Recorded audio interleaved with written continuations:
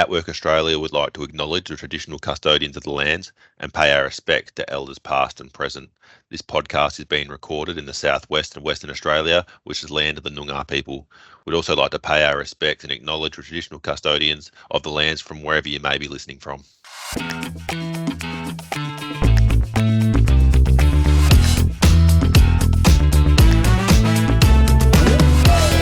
Hello and welcome to another episode of Candid Conversations with Shaun.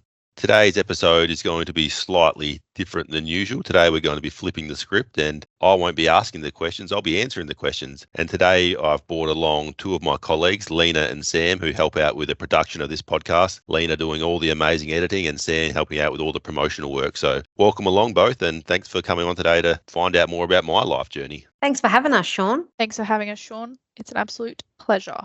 So I believe you've come up with a list of questions that you would like to ask me, which I have no idea what it's going to be. So I'll do my best to answer them as best I can and as truthfully as I can. We've had a lot of interest since the podcast started about your story. And I guess the best way to go about it is, take us back to what your life was like prior to your holiday in Bali, where everything changed for you. Yeah, so I grew up in Western Australia in a small coal mining town called Collie. It's about 2.5 hours south of Perth. I had quite a normal upbringing. I left high school quite early at the end of year 10. Being a coal mining town, most of the boys in my town go into trades and I followed suit and I started my apprenticeship as a boilermaker welder. So my life throughout my late teens was very much just working 6 days a week in my trade, which I really enjoyed at the time. And then it all sort of come to an end when I was 19 when I went on my holiday to Bali. Can you talk us through the day prior to this happening? Like you were in Bali, where you're out and about. Can you talk us through what happened that day? Yeah. So I'll tell you about the few days in the lead up to my accident or me acquiring my disability. I was on holidays in Bali with a group of 7 or 8 mates. This is 15 years ago now, but sometimes it still feels like yesterday. We'd been there for about 5 days and we were just doing all the typical tourist things, as you can imagine, a bunch of young guys do. We're going out at night, we're going to all the adventures throughout the day. And the day before, we didn't really do anything crazy. It was just sort of hanging out by the hotel pool. I don't even think we went out that night because we were going on a whitewater rafting trip the next day. So it was a pretty chill night. Not much was really going on that day. What happened the day of? Your day obviously started one way and finished another. How did it all kind of unfold? So on the day, I think that the 6th day we were in Bali, we're actually going whitewater rafting. And to tell you about the rest of the trip, I was sharing a room with one of my best mates, and every morning I was the first one up and I'll be sort of nudging him, kicking him, saying, come on, let's get up, let's get going. It's time to go and do something. But on this particular day, he's told me looking back that from the beginning it was all a bit different because he was the one that had to wake me up. He was nudging me saying, hurry up, we're running late, we need to get down to the lobby. So like I said, I was laying in bed a little bit longer this morning. We all had to get up, meet in the lobby to go whitewater rafting. And we went down there and we jumped on the bus and we were sort of heading out to the river to where the rafting was. Not long into the bus ride, and I sort of turned to my friends and I said, what are we doing? Where are we going? They all looked at me like, what do you mean? Like, you've organised this whole whitewater rafting trip. And they told me we were going rafting and I'm like, oh yeah, that's right. They sort of jogged my memory. And a little while later, I started asking them the same questions and they said, what do you mean? Like, we just told you we're going rafting. Well, then they started making fun and sort of laughing at me, as a bunch of young guys do. But by the time we got off the bus ride, all my friends sort of come together and they started asking questions like, what's going on with Shaun? Like, he doesn't quite seem himself. And one of my friends come over to me and I was sitting on a stool and he said, like, what's going on? Are you okay? You don't quite seem yourself. And I said, yeah, I'm fine. I think he just passed me a bottle of water. And he said he got a bottle of water, he put it down between my feet. And I leant over and I started patting the ground. And he goes, can you seriously not see that? And that's when I said no. And like everything I've just told you is from my friend's recollection because I don't have any memory of that morning or any of this happening. Oh, wow. So you just couldn't remember anything at all? To this day, this whole day of what I've just spoke about and what we'll speak about shortly, yeah, I have no recollection of it. Most of it is just blank. Wow. What happened from that point? At that point, we didn't really have a choice. We had to continue on with the rafting trip. The quickest way to get to a hospital was to continue forward with the rafting. So we had to walk down a really steep hill to get to the river. I was walking down the hill and I kept tripping over. I couldn't hold myself up. I had to have a guide under each arm carrying me down the hill. By the time we got to the bottom, again, I was standing on the riverbank and I said to my friend, so where's the river? And he goes, it's right there. And he said I got down on my hands and knees trying to pat the ground, trying to find where the water was. After that point, we got in the boats. They put me at the back on the left-hand side. For some reason, I still had a paddle. It turns out I didn't really have the strength to paddle, and I was getting bounced around everywhere. And at one point, I sort of half fell out of the boat. And then after that, they decided to lay me down in the middle of the raft. And by the time we got to the end of the rafting trip, that's when I was completely 100% blind and didn't even have the strength to stand up or walk. So my friends had to have 6 people carry me up to the top of this hill. Something that I don't know about this part of your story, was there anyone else in this group, like any kind of strangers, or was it just you and your mates helping? Because I imagine it would have been one hell of an experience to kind of see if you weren't within your friend group, and kind of seeing what happened in the lead up to this event. It was just my friend group, and I think it was 2 guides as well. So my friends, when we sort of got to the top of the hill, my friends were sort of like trying to figure out where to go. And we started making our way to the hospital, and the guides were trying to take us to a certain hospital, but they tried to drop me outside of one of the Indonesian hospitals. But my friends were sort of like, no, we're not going here. And they had to beg them and pretty much demand that they take us to the Australian Embassy Hospital. So I'm quite lucky that they were stern and fought to get me where I needed to go. How far was that hospital from the bottom of the whitewater trip? So how long did it take to get from, that experience to the hospital? Yeah, to be honest, I can't really give you an answer on that. It wouldn't have been close because we were out in the middle of the jungle type thing. So I'm guessing at least 40 minutes away. I think that would have probably been a pivotal 40 minutes, right? Like that time there would have kind of shaped a lot. Yeah, and my friends, we're all 18, 19 years old, and they were sort of starting to panic, not really knowing what was going on. I imagine they would have been quite scared themselves. So they were just trying to get me to the hospital as quick as they could to try and figure out what was going on.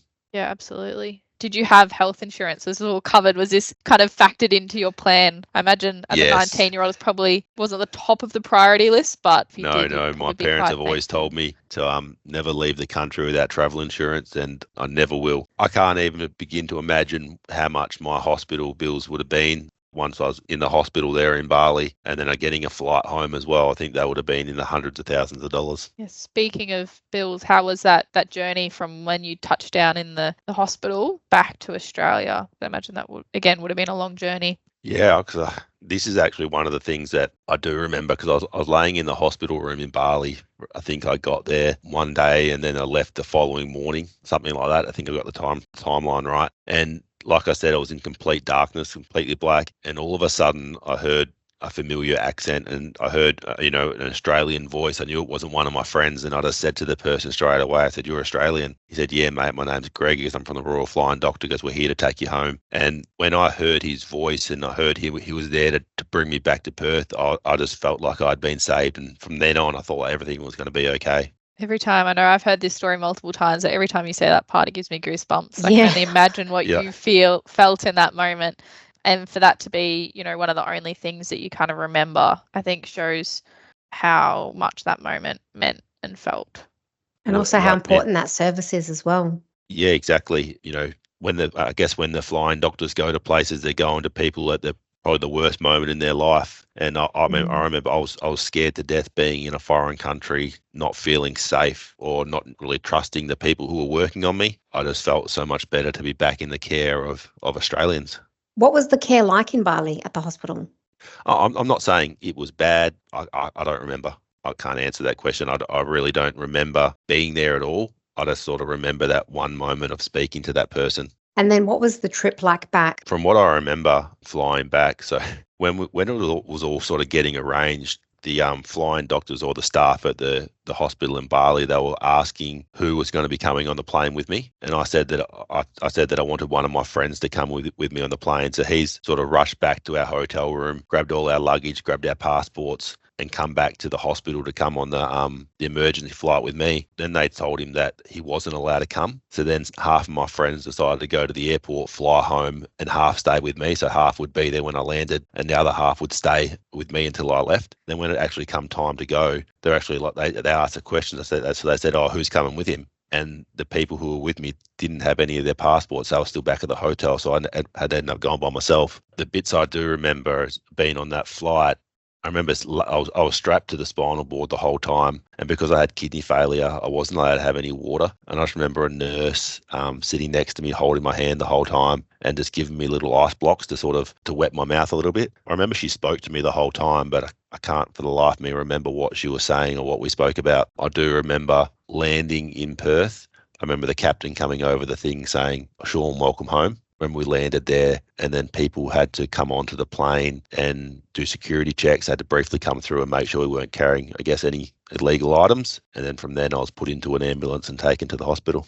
At what point does everyone else find out? I guess your parents, did they know about what was happening in Bali? Were they waiting for you when they landed? Like, at what point do they get informed? Because I imagine that's one tough conversation to be had. Yeah, that all happened while I was in Bali. One of my closest mates, he drew the straw. He had to call my mum and dad from Bali and let them know what was going on. I guess at that time, he didn't really have a whole lot of information to give them, except that it's a pretty bad situation and he has to come home immediately. So I guess my mum and dad were trying to sort things out with my insurance companies and stuff like that, or from what they could do back over here. And then when I landed, when I could come in the ambulance to the hospital, I remember as I was pulling into the ambulance bay, I could hear everyone outside my ambulance sort of calling out. My mum and dad, my sister, my brother-in-law, my uncle were sort of waiting there for me. I wouldn't enjoy having that conversation with one of my friends' parents. Would have been really, really difficult, especially not knowing what is happening and kind of what I guess the diagnosis is. So sharing the news, but saying, that's it. And then your mind would wander as a parent to the worst case scenario and not being able to. I imagine, as you said, there was some time between Bali and getting home. Like, it wouldn't have been a pleasant time for your parents and your family. No, it would have been, I guess, pretty helpless. There's not really much you can do. You can't exactly fly over to be there because it's pointless. By the time they get there, I'd be flying home. So I guess it's just like a waiting game, really waiting for me to get back into Australia. Yeah. And so when you did land, what was the handover like between your time in Bali at the hospital and then getting back to Australia? Like, where did you start in terms of letting them know what was occurring? So I believe that the doctors in Bali would have given the doctors in Australia a report or a brief of what was going down. And when we got back, the doctors also spoke with my friends who were with me to sort of get their recollection of the day and what exactly had been going on with me. So when I was in Bali, the doctors there, they diagnosed me with a bleed on the brain and a fractured vertebrae. And when I got back to Australia, the doctors started doing their own tests and they sort of come back and said that they've given you a false diagnosis. In fact, that diagnosis is completely wrong. You have complete kidney failure and we can't explain why you can't see, which they later figured out I had a crushed optic nerve. But the doctors in Australia, I think they gave that diagnosis to speed up the evacuation process to get me home quicker, because I think at the time, the treatment that I needed, they might not have had the best facilities to give me where they were. So if I didn't get home in time or they didn't give me the false diagnosis, I really believe I probably wouldn't be here. Yeah, wow. At that point, you couldn't see, and then you've now regained 10% of your vision. Was that something that the doctors helped you with, or was it something that, as whatever was happening eased, that's kind of just how it unraveled? Yeah, so when I first got back, I didn't really know. I was that out of it. I had no idea that I couldn't really see properly. I just thought I was in a dark room. I know the doctor, she asked me, she goes, "Shaun, can you count how many fingers I'm holding up?" And I'm like, "Yeah, not a problem. It's like, you just turn the lights on, they'll tell you." Like, I was asking her why everything had to be so dark. And when it all clicked in when she actually told me that, the lights were on and it was my eyes that were the problem. Oh, So wow. at that point, it was, yeah. So that was a big realization for me. And I realized my situation was probably quite serious. But my vision, the doctors could never do anything for it. I was seeing all the specialists, and they were sort of saying there's nothing we can do. It's sort of a waiting game. Your vision might come back or it might not. We can't tell you. And it sort of took about over the next 18 months, my vision sort of got back to what it is now, where I sort of saw slight improvements, but then it just sort of halted and never got any better from there. So how long were you in the hospital for? How much did they try to assist before they realised there was nothing they could do, or how did that kind of diagnosis go? Yeah. So in the early days, they weren't even really concerned about my eyesight because I had complete kidney failure. That was much more important to address. They said, your body, you can live without your eyes, but you can't live without your kidneys. So they were focused on fixing my kidneys. So I had to start dialysis, and I was actually going down the path of having to have a kidney transplant. My mum and my brother were tested, and either one of them were going to give me one. But I was very lucky that somehow my kidneys started working again. And I was very rare for people who go into dialysis to come off without a kidney transplant. And all of a sudden, my kidneys started happening. And I asked the doctors one day, I said, how does something like this happen? She goes, sometimes in medicine, things happen that we can't explain. And we just got to be grateful for that they happen. Yeah, right. And how long were you on dialysis for?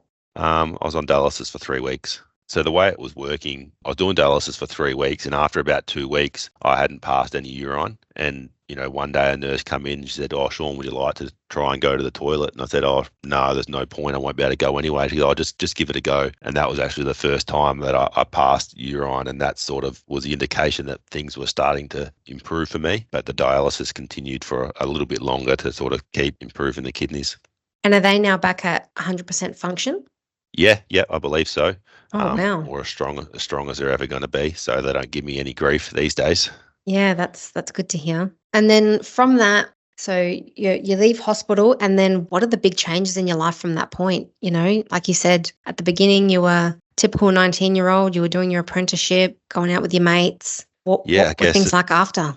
I was still quite weak for a while, so I didn't do a whole lot. I was come back to my parents' house, and I was just waiting. Really, it was a waiting game because they told me that my vision might come back, it might not. I was always just positive that it was just a matter of time before I could actually go back to work. So I was just waiting, and as time passed, as the months went by, I even booked a snowboarding holiday for like 7 or 8 months down the track because I was sure that I was going to be able to see by then. And people were like, "How are you even going to be able to go snowboarding? You can't see." I'm like, "Yeah, but my vision's going to be fine by then." And then by the time it come around to go on the holiday, it still wasn't, but we still went anyway. And I think it was probably about 18 months after this accident actually happening of me sort of just waiting around for things to get better when I just finally accepted that, this is how it's going to be for the rest of my life. It's time to get off my feet and start doing something.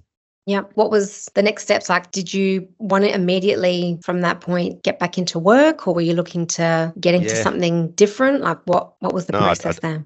I did want to return to work, but I really had no idea what to do. I had no idea how I was going to find a job with a disability, what type of work I could do. I had no idea what type of organisations could really help me. I left school in year 10 as well, so the starting point for me was sort of going off to finishing off high school. Then I did a bridging course to go to uni, which I didn't really suit me. I wasn't really motivated. I wasn't really in the right headspace. I guess I was probably still a little bit frustrated that I was sort of having to go back and retrain because I sort of wanted to still work in my trade. I was still under the impression, I've already done this. I want to keep working in this, and sort of took me a while to accept that I have to figure out a different pathway, a new way to find employment. When you were studying, what sort of how did that work for you? So I actually, at this point, when I started studying, I was studying on campus, and I had a scribe with me the whole time. They'd come with me to the lectures and tutors. They'd take notes and help me in the lectures. It was quite difficult, but yeah, I managed to get through the bridging course by doing it that way. Okay. And is that something offered by the uni, or do you need to arrange that outside of uni? No, that's something offered by the uni when you work with the access and inclusion team, and they can support you to get the assistance that you need. Oh, nice. And which uni was it? That was for Edith Cowan at the time I did that. Awesome. Yeah. What year was this happening? Because I know how you work now. Technology is a massive part of your day-to-day life. What was the tech kind of like at that time? Was that able to assist you, or was it kind of just that scribe that assisted? Yeah, like I had an iPad and stuff like that with magnification, but I didn't use the audio like I did now. I'm guessing they would have had audio then. I can't remember what year. This is probably like maybe 2012, 2011, something like that. But I guess I didn't really like using the audio then. I was probably still a bit frustrated at the whole thing, and I probably could have looked into it a bit harder to find how to make that situation work better for me. But I sort of just put it aside and decided I didn't want to study at that point. Yeah, fair enough. Like from there, like obviously you, as you just alluded to, your university studies fell through. From there, what were your next steps? I went and did a traineeship at one of the mines in my hometown of Collie. Did a Cert 3 in business in the planning department there. Did that for 12 months, and then that finished, and then I was sort of back to scratching my head trying to figure out what I was going to do next. Did that course assist you in the future? How did you kind of land where you are now? Did that kind of pique any interest for you, or was that? course just a kind of a tick box at the time? You wanted to get yourself moving, but you just weren't sure what direction to go in. It was good because I did it in the maintenance planning department at the mine, and I sort of done my trade as a boilermaker, so it did make sense. But it's kind of, when you're working in with mechanics and that type of thing, it's a different language. And I think if I'd had a few more years experience in my trade, then it probably all would have made a bit more sense, and it probably would have been better suited for that. But because I didn't have that experience behind me, it's probably a bit harder, than a bit out of my depth. Yeah, that's fair. And now tell us about how you got into skiing. Like, at what point did you get into alpine skiing? Yeah, I purely got into alpine skiing by chance. The story is, my brother called me one day and he told me that him and a few of his mates were going over to Melbourne to see the Foo Fighters, and I was completely gutted. I'm like, oh, so jealous. I wish I could go. And he's like, oh, good, because I bought you a ticket. So then my brother paid for me to go over to Melbourne and see the Foo Fighters, and hope he doesn't listen to this. I have to pay him back. That's a nice brother. You got a nice brother by the sounds of it. I do have a very nice brother and a very nice sister. They both supported me throughout this whole journey. That's awesome. But yeah, we're just walking through Melbourne, and by chance we saw this pop-up stand run by an organisation called Disabled Winter Sports Australia. And the people I was with, they spotted it, and then my brother took me over there, and he's like, oh, you've got a disability, you can try this. So I took a pamphlet, put my name down, and then when I went home, I started looking into it a bit more and read up more about this organisation, and they can help people with all types of disabilities get into winter sports at grassroots levels. So I applied to go to a talent ID camp. I got into the camp. I went along, tried skiing for the first time. I mean, at this point, I'd snowboarded before, but they don't have any Paralympic events for vision impaired snowboarders. So I tried skiing, and then from that camp, I got invited back to another camp. Then I got invited to a camp run by the Australian Paralympic Committee. And then the following year, I decided to move over to Jindabyne in New South Wales. And I just found a place where I could rent a room off this lady. And I just went out skiing as much as I could with pretty much anyone who would let me go out and ski with them. And throughout that winter, I kept getting invited along to training sessions with the Australian Paralympic squad. And from there, it sort of progressed. Yeah, cool. How do you ski down a hill at that speed with only 10% vision? How does that all work? Can you talk us through it? Yeah, definitely. So we actually ski with a sighted guide, and we wear Bluetooth headsets on our helmets. I guess I'm probably one of the luckier vision impaired skiers, because there's 3 classifications when it comes to vision impaired skiing. There's a B1, B2 and a B3. I was on the borderline of B3 and B2, but so I had to be given the B3 classification. So the B1, they can't see a thing. They have to wear blackout goggles, and you truly take your hat off to them people when you see them ski, because it's amazing. I don't think I could do it. And then the B2s have a little bit more sight, and the B3s have a little bit more sight. So like I said, we wear Bluetooth headsets, and I go behind the guide, and we're talking to each other the whole way down the mountain, and he's calling the lefts. And so we're going down the course, he'll call left, left, left. Then he'll go switch, and we'll start going to the right. Then he'll sort of count the length of the turn. So if he's counting 1, 2, 3, 4, might be a longer turn. If it's 1, 2, it's a shorter turn. And he will explain to me the changes in snow conditions, if there's a fall away, if there's a patch of ice. Any information that he can give me to help me makes us be able to ski better. And we've learned throughout the time that the better we communicate, the better we ski as well. Quite remarkable. That is amazing. Yeah, I guess my question here is, how much time did you spend with your training partner? Did you train separately in addition to kind of teeing up with him? And I guess there would have been a lot of time learning how you guys best communicate. And I'm sure you trialed a lot of different methods before you landed on the one that works. I was very lucky, because as soon as I got invited to join the team, he had sort of just come onto the team as a guide to guide another girl who then decided to sort of step away from the sport. So it sort of lined up that we just slotted in nicely together. And, we're the same age, and we had a lot in common, so we got along really well. So we started skiing a lot together, and his family happens to own a hotel at the bottom of Mount Hotham in Brighton, Victoria. So throughout the Australian winters, he invited me to live over there with him. So I'd go spend the Australian winter skiing all there with him, and then we'll travel overseas together in the northern winters. So we got to spend a lot of time skiing together. How was your first season traveling away with the Australian team? Was that, I imagine it would have been a large learning curve there? So I first got invited away with the team in 2015, and we were going to be spending, I think it was 8 weeks in Austria, and then we're going to be going to spend another 7 weeks in the US, and we're doing training and racing. And I was still a bit blown away, kind of pinching myself that it was actually becoming a reality, because, in the beginning, this is what I wanted to happen, but I kind of never thought that it actually would. So when we actually took off and we were heading to Europe, we were sort of, I was just overwhelmed with excitement. And I know we were skiing on a glacier at the time. We had 4 weeks training before our first race, and our training was going really well, and I was really excited about the upcoming race. And I think it was 5 days before my first event.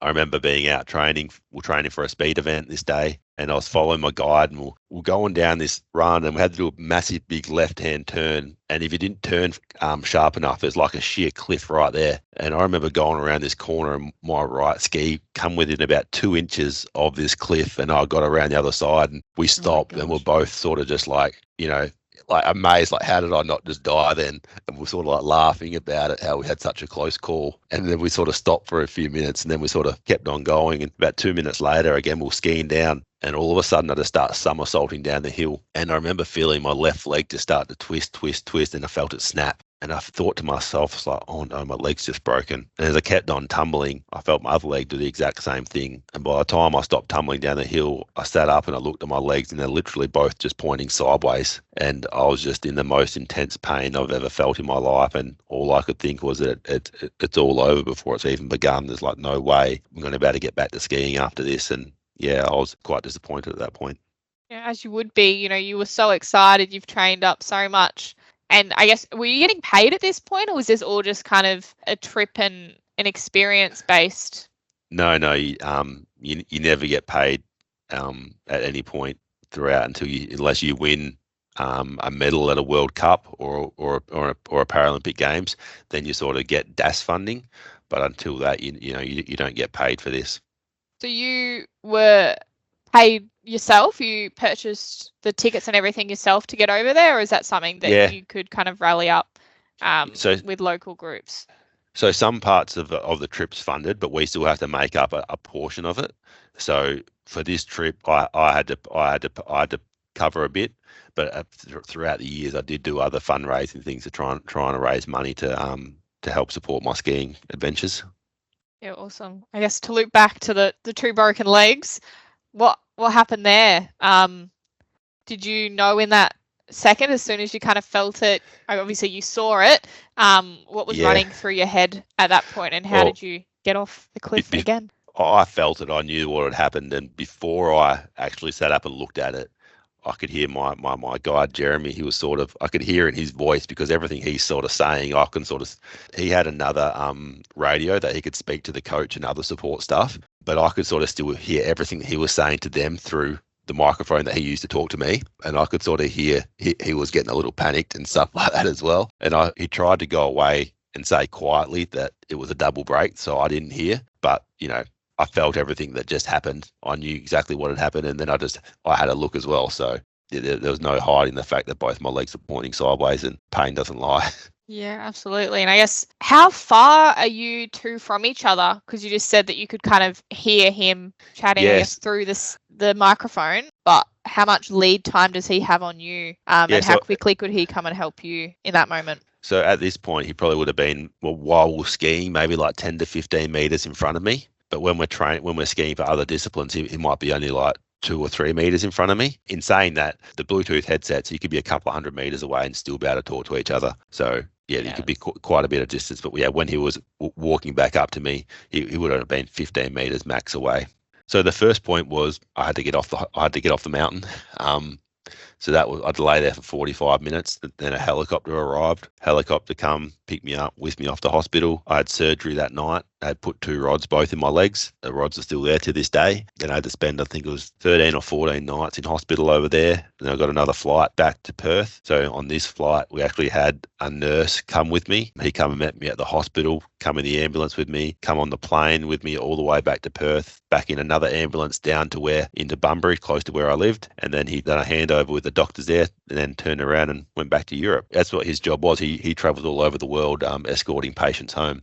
Oh, wow. So I guess then the recovery process, that was a lengthy process. I couldn't walk for 3 months. I'd use a wheelchair for 3 months. Then it was a period on crutches. And then it was a total of 7.5 months before I finally got back on skis. It was tough. I had to work with sports psychologists to try and overcome it. There was, times in my head where I sort of asked myself, how much did I want to do it. And I always said to myself, if I didn't go back, if I didn't try, then I'd look back in the future and never forgive myself. And I'd be very disappointed if I didn't. And I'm very glad that I did. But yeah, it was a very challenging time trying to build up the courage to try and do that. A big part about ski racing is you have to want to go fast and go down the hill as fast as you want. And after an accident like that, it's really hard to overcome. And if I'm going to be completely honest, probably did impact my skiing for quite some time. I probably never quite had that same no fear aspect when it comes to my skiing as like I did before the accident, but it was really hard to overcome that. And then once you were back in it, how long did it take you to get to the Paralympics? Yeah, so that happened over a few seasons. So I remember I had my first ski race in Canada, and then after that first race, I started to believe more and more that going to the 2018 Paralympics could still be possible. Over the next few years, I was quite lucky. I skied and trained a lot throughout the Australian winter, then competed in the northern winters throughout the Europa Cups. Throughout Europe and North America, and just gradually progressed. So to be able to go to the Paralympics, you have to be able to earn your position. You have to be able to earn a score under a certain mark to be able to qualify. And I was lucky enough that I was able to score that in the season in the lead up to the games. That would have been a very exciting moment. How did that feel to know your journey, know your path, and kind of how many ups and downs you had? I'm sure that made that moment so much more special. Yeah, well, the whole experience, that was a bit of a whirlwind itself, because the story doesn't end there. I had a few more incidents, more hurdles to overcome before I got to actually go and compete at the Paralympics. I think it was in the season in the lead up to the Paralympics, and when was it? Early January 2018. The games were in March 2018. Actually, I would have been competing at the Paralympic Games at this very point 6 years ago. So we're actually we're racing in Switzerland at the time. And we had a bad weather day. The race got cancelled. So we went and done some training in the gym. It was more like an underground car park. And I was doing some lateral movements with one of my teammates. And I was following his movements. And I was testing my reaction. And I was going left and right and left and right. And I popped back to my right. And my foot gripped and it slipped and it fell over. And I heard a pop and a crack. And just like that, I completely blown my ACL. Oh my goodness, Shaun. So I didn't know this part of the story. I feel like yeah. You hit that one. We already know you're accident prone. That one just kind of adds to the story, doesn't it? So and that's a pretty lengthy recovery too with ACL. Yeah. So as well. When I first did it, I didn't know how bad it was. We went to the doctors the next day in Switzerland. They done a scan, and he said, "Yeah, sorry, mate. Like, it's buggered. You're not going to be able to ski for at least another 12 months." And I was devastated. 12 months, and I couldn't see myself wanting to go around for the 2022 Paralympics. So I was kind of shattered that my dreams had sort of come to an end. And it was a few days after that, I was back on a plane, flying home back to Australia. And then I sort of got home, and the team manager called me up. She goes, "Hey, how do you feel about coming over to the AIS in Canberra and sort of starting an intensive rehab program and seeing if we can get you back on snow with some type of brace on your knee?" And I was sort of like, that sounds amazing. Like, let's do it. So I went over to Canberra and I sort of went to the AIS, and they started doing all these, I spoke to the doctors, and they spoke to me about the possible risk of going back to sport with an injured ACL. That didn't bother me. I was just willing to do whatever I had to do. So I spent 3 weeks there at the AIS sort of doing recovery and building up my strength. And they fitted me with this big steel brace that goes on my knee. And I had to pass a fitness test just to jump on the plane to be able to fly over to catch up with the team. The team were training in Aspen at the time. So I had to pass a fitness test to be able to go and return to training. One part of that fitness test, I had to do 50 single leg squats to 90 degrees on my injured knee, which I did. I don't think I could do. With your injured knee? Whoa. Yeah. That's impressive. Yeah, very impressive. I don't think I could do 5 at the moment, but the physios at the AIS said the reason that I still had so much stability around my knees because being a skier, my quads were very strong at the time, and it was the other muscles around my knee that were sort of holding that stable. So I was very fortunate there. Were you in much pain at this time? No, oddly enough, I wasn't. I've heard other people say that when you completely tear your ACL, there's less pain than if it's just a rupture. And because mine was completely torn, the pain wasn't really that bad.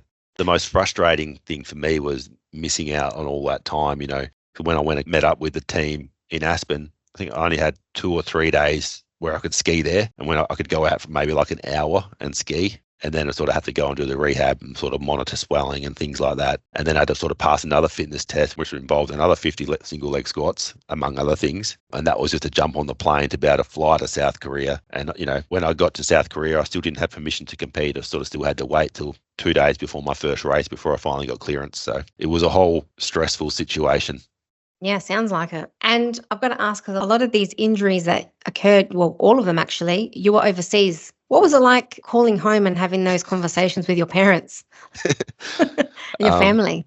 Yeah, I was really bad at calling. When I was away, I was really bad at calling home and checking in and updating mum. And she sort of generally come to learn if I called, something bad had happened. So when I called her, when I broke both my legs, I told the coach that don't call my mum, said let me call her. So I actually didn't call her to the next day after I've had the surgery. And I woke up and I called her and she answered the phone. And the first thing she said is, what you done? What have you done? And I said nothing. I said, I haven't done nothing, just calling up to have a chat. She's like, oh. So we sort of had a chat for a few minutes and I'm like, oh, by the way, I'm coming home. I've broken both my legs. Oh no, Shaun. It's probably better that you called after so that you could update her and say, yeah, I broke both my legs. Yeah, I had surgery. It all went well. So you can sort of give her, more of the full picture rather than her, waiting to hear from you after surgery or anything like that, That's what I was thinking. I could call her now and put her through the worry of, now I've got to go into surgery and what's going to happen. But otherwise, I'll just call her after the fact and let her update her that way, Yeah. Where I had the surgery, broken legs are a very common injury in that part of the world. This hospital is just surrounded by ski resorts. So I had the best orthopedic surgeons in the world. So I was very lucky there. So I'm sure to this day, your mum probably still fears a phone call from you. Yeah. Sounds like she's gotten plenty of them over her time. Yeah. I've given my parents a fair share of worry throughout the years. So my kids better not do the same to me. So you passed your fitness test. You're in Korea. What was it like entering, the ceremonies there, and what was the vibe like? Yeah. So I flew to Korea. I went to the opening ceremony of the Paralympics, still not knowing whether I'm going to be able to compete. So the whole opening ceremony is a complete experience in itself. That's absolutely incredible when you walk into a massive stadium with thousands and thousands of people and flashing lights and entertainment going on everywhere. That's an incredible experience in itself. But I still don't know whether I'm going to be allowed to compete in a few days. So after that day, we sort of have a few more training sessions in the lead up to the first races. And then I have to pass another fitness test. And then I finally got the clearance to say, look, I'm going to be able to compete. And I just remember being overwhelmed with so much excitement. And I remember standing in the start gate just in absolute disbelief that I was there getting that opportunity. It was sort of everything that I've been working towards. And there'd been a number of times, like we've spoken about, where it nearly got taken away from me. So I was just extremely excited to be there and have the opportunity to be able to compete. I was quite disappointed. Unfortunately, my skiing wasn't to the best of my ability. I would have liked to have done a lot better, but in the situation I did the best I could. Yeah, I'd say that's pretty understandable considering what you'd been through. Once the Paralympics were done in Korea, were you looking to continue your skiing career, or was that it for you? I was probably leaning towards that being it, but I probably was still a little bit undecided. I mean, when I got home, I sort of still had to come home and have surgery on my knee and go through the whole recovery process. So I think it was probably not long after I had surgery that I decided that was it for me, and I was going to step aside. As much as I enjoyed my time skiing and traveling around the world, I had an absolute blast and I wouldn't change a thing. It doesn't make you a whole lot of money. I needed to step away and start figuring out the rest of my life and how I was going to be able to support myself going forward. And how did you start that journey? Again, it was sort of, as soon as I started to step away from sport, it kind of went flooding back to the same feelings that I had years and years before of what am I going to do? How am I going to find a job? And really not thinking who's going to want to employ me with a disability or with a vision impairment like mine. And then my girlfriend at the time, now my wife, we were just searching online, come across atWork Australia's website, and she actually filled out the registration form for me to go and have an appointment. I think I got a phone call the next day from one of the ladies in the call centre. We sort of started chatting and I sort of told her about my journey. And then she made me an appointment. And I think a week later, I went and met my job coach. and we sort of had a discussion. And at that point, the regional manager was there. And at the end of it, she goes, "Oh, there could potentially be an opportunity with atWork Australia if you're interested." And I was kind of like, yeah, why not? And she goes, "Do you mind if I give you contact details to this other person?" I'm like, "Yeah, sure, that's not a problem." And, at this point, I sort of come to realize that lots of people offer you things and it never really comes to life. So I never got too excited about things until it was actually happening, because I've been disappointed before. And then the following week, I actually got a phone call from a lady, and she asked me to come up to Perth and have a conversation about an opportunity with atWork Australia. So I went along and we had a chat. I sort of told them about my story and what I'd gone through. And then they offered me an opportunity to be their ambassador, I was sort of a bit blown away at the time, and can't really believe that 5-6 years later, I'm sort of still working here. Yeah, that's great. At the time, I'm sure this wasn't a job opportunity you ever saw coming. What was the opportunity that was presented to you, and did that kind of link back to anything you have done in the past? From the very beginning, when I started with atWork Australia, I'd never stood on a stage before and shared my journey, spoke about anything really. And then I sort of got thrown in the deep end of going to speak at conferences, speaking in front of other community organisations and our stakeholders by sharing my story, and also speaking about atWork Australia and promoting the benefits of disability and creating a diverse and inclusion workplace. And I think over the last few years, the opportunities I've been given have really been able to develop my skills as a speaker and a presenter. And from going from never standing on a stage to now delivering webinars, live events, and now sort of hosting this podcast, I've had a lot of progress over the last few years. Yeah, that's fantastic. And how was finding work? Like, how did it change your life at that point? I guess when I come to atWork Australia, I think I was at 28 at the time, and I honestly had no idea how I was going to find a job, and I didn't know how I could ever one day have my own home or anything like that. And this opportunity sort of has now opened the doors for all that. Since starting work, I've been able to buy my own home. I've got married. I've had kids. I'm now studying at university. And I don't think this would have been possible, or I would have had the right mindset if employment wasn't the first part of that process. You can't do those things if you don't have employment. You can't have a house, and you can't build that life that I've got now if I never started working. Yeah, very true. Now, at your current stage of your journey, reflecting on kind of what has been and the path that you have taken, what's some key lessons that you have learned that you'd like to share with everyone?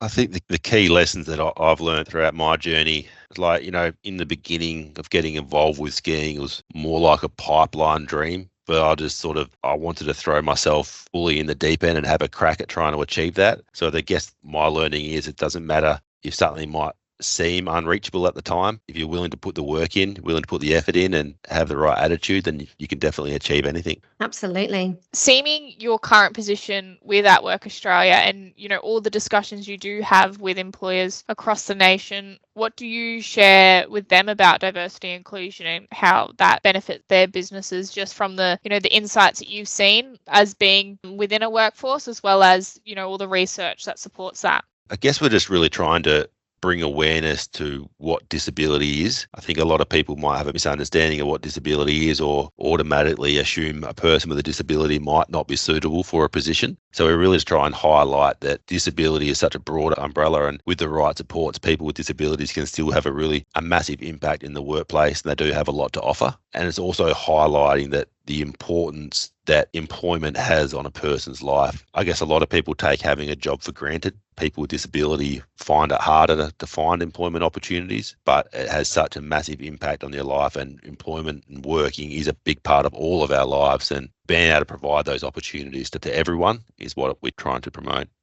Yeah, absolutely. And I think your story would have inspired a lot of people. If anyone is interested in, having a more diverse and inclusive strategy for business, how can they get in contact with us? They can reach out. There'll be links in the show notes of how they can get in touch with atWork Australia.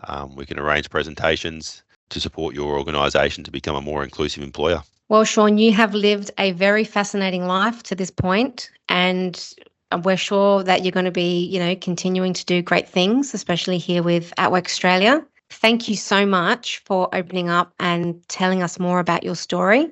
It is something that's come up a few times as we've released more episodes. People were, curious to learn more about your story, and we just appreciate you, opening up and giving us your side of things. No worries at all. And I thank you to both of you for coming along and asking the questions. And thanks to everyone for tuning in for another episode of Candid Conversations with Shaun. I hope you enjoyed learning more about my personal story today. And as always, to learn more about anything we've spoken about or to learn more about atWork Australia and how we can support you to find work, or if you're an employer, how we can support you to find amazing talent for your business, please check out the links in the show notes. Thanks, Shaun. If we have missed any of your burning questions, as always, we've got a question and answer box under every episode. So if you have anything particular that you would like to have covered, leave it in there and we can do another grilling session of Shaun, or he can pop it into upcoming episodes.